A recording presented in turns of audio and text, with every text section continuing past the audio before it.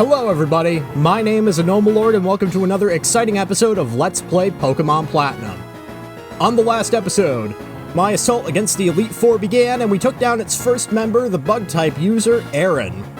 Today, we are going to be moving on into the second room of the league, seeing what we're up against. Off screen, I have healed up the team members I used in that fight, but they're not really going to be of use in this fight.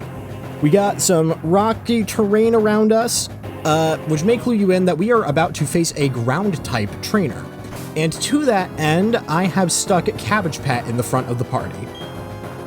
Now, between you and me, we may be about to witness the shortest Pokemon Platinum episode ever. This battle is not going to be a threat to me whatsoever. In fact, I'm almost tempted not even to read the movesets to see how quickly I can do it, but I will be a good Samaritan and read them off. Alright, let's begin.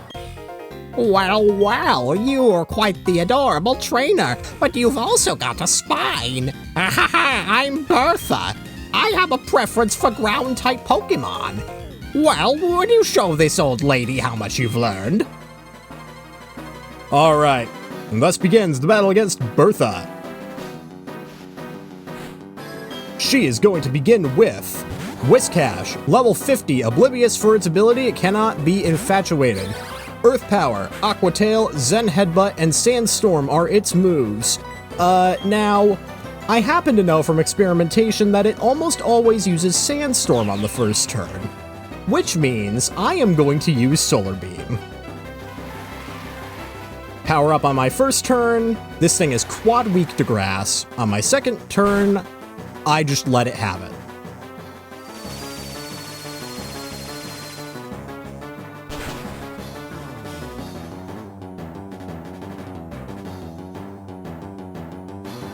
Sure does not survive that. Alright. Sandstorm's still going. And coming in next, it's going to be the one thing I'm not actually going to fight with Cabbage Patch. We've got Gliscor here. Gliscor is a ground flying type, level 53. It's got Hyper Cutter for its ability. I will tell you what that does in a moment. Got Earthquake, Ice Fang, Fire Fang, Thunder Fang, lots of the Fang moves. Hyper Cutter means you can't reduce its attack. Now, unfortunately for Gliscor, none of that's going to matter because I outspeed it and it's quad weak to ice. So, goodbye.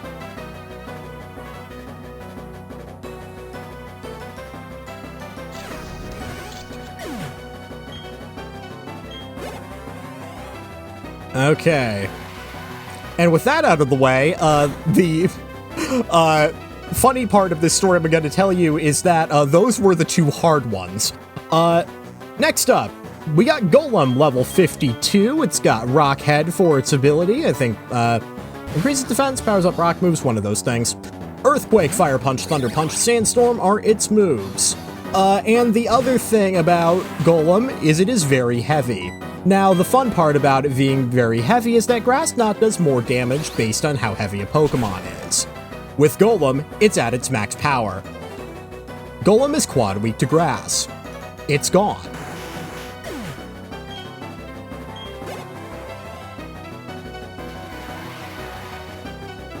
Alright, coming in next, we've got Rhyperior. Rhyperior is her ace. It's level 55. Got Lightning Rod for its ability, which doesn't do anything in this fight, means it would attract electric moves if it was in a double battle. Earthquake, Rock Wrecker, Mega Horn, and Avalanche. This thing can be pretty threatening, but it's not, because it's so heavy that Grass Knot is at its max power and it's quad weak to grass. It's not even going to get a chance to activate that Citrus Berry it's holding. Yep, there it goes.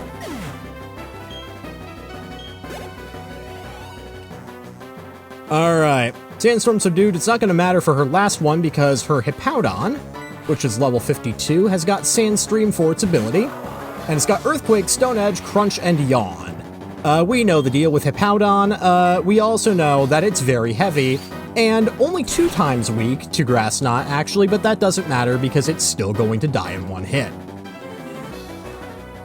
There we go.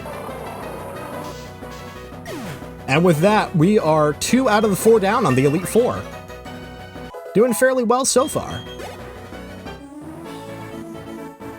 Well, dear child, I must say that was most impressive. Your Pokemon believed in you and did their best to earn you the win. Even though I have lost, I find myself with a silly grin. I am rhyming now.